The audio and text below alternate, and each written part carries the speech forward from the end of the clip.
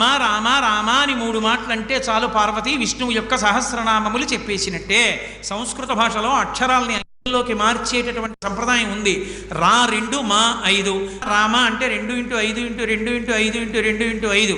2 5 10, 10 2 20, 25 100, 2 200, 100 2 200, 205 1000.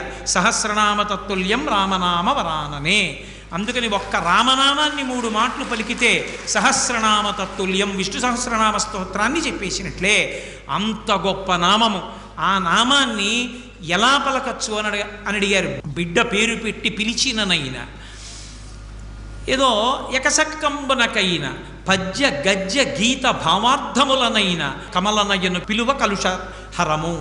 రామనామాన్ని మీరు ఏదో పిల్లాడికి పేరుగా పెట్టుకుని ఒరే రామా ఇలారా రామా ఇలారా అని పిలిచినా సరే పాపహరం. బిడ్డ పేరు పెట్టి పిలిచిననైనా, మధ్యలో ఏదో ఆటలాడుకుంటూ రాముడు లక్ష్మణుడు అని